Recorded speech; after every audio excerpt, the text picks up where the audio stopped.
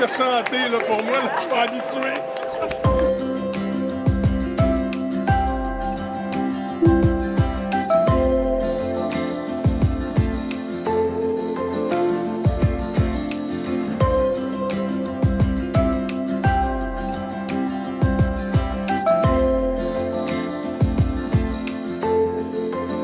Une des choses qui me fatigue avec les missionnaires d'Afrique, c'est la passion pour l'Afrique. Et là, on me dit que vous êtes, les missionnaires d'Afrique sont dans 24 pays d'Afrique, mais en même temps dans une vingtaine de pays ailleurs dans le monde.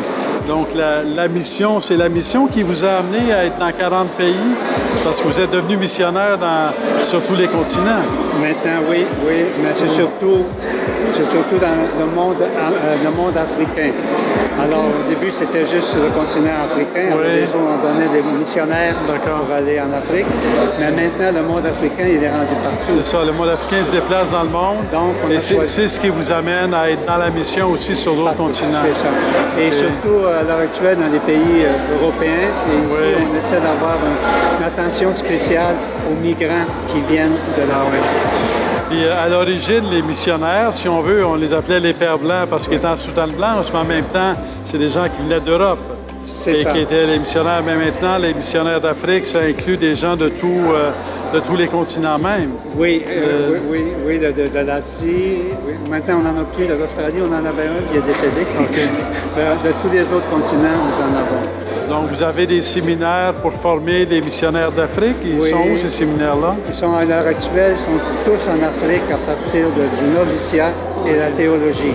Okay. Ça, c'est un séminaire ou c'est plusieurs? On en a deux du côté francophone. On en a un qui est au Congo, à Kinshasa. Ouais. On en a un qui est à Abidjan, en Côte d'Ivoire, c'est du côté francophone. Ouais. Et du côté anglophone, on en a un en Afrique du Sud, où j'étais, là-bas, j'arrive de là où j'étais recteur. Et il y en avait on en a un aussi en Nairobi, au Kenya. Et nous en avons un à Jérusalem.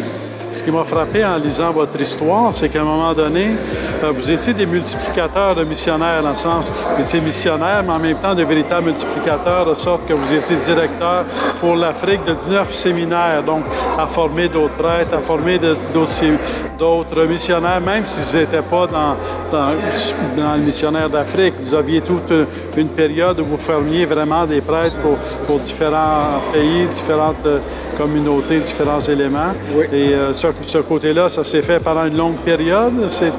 Disons qu'on a eu juste une petite période après la guerre où on a accepté des confrères africains qui se joignent à nous. Mais ça a duré juste quelques années.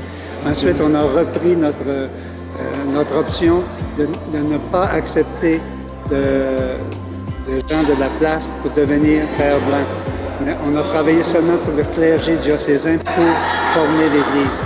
OK, alors, si là, vous alliez, si quelqu'un voulait devenir missionnaire d'Afrique, vous lui disiez non. Va dans le clergé diocésain, dans le diocèse où tu es. Ça, c'était une politique pour l'ensemble de l'existence des 150 ans des missionnaires? Pratiquement, sauf peut-être sauf à partir des années 80. OK. On a recommencé à accueillir des confrères africains.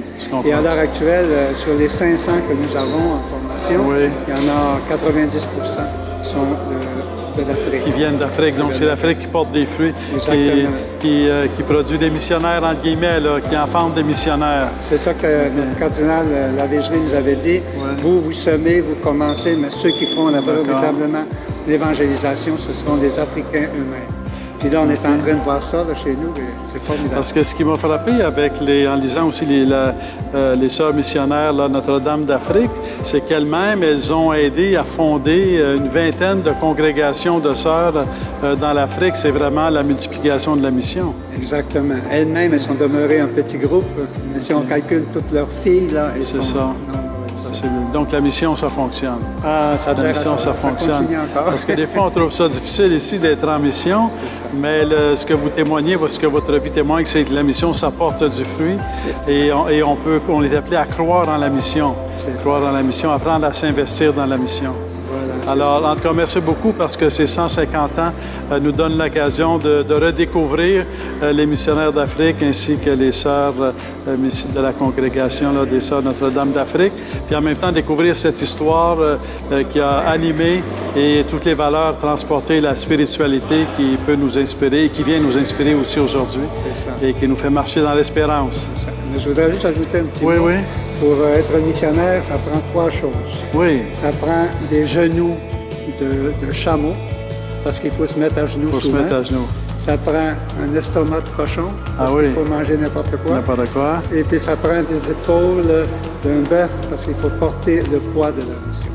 Alors ici, je pense qu'on aura, ici à Montréal aussi, on a besoin de ces On apprend à se mettre à genoux, on apprend à se confronter à toutes sortes de défis, et on apprend à porter la mission. Voilà. Avec votre aide. Un grand merci. Merci beaucoup. Okay. Bonne année d'anniversaire.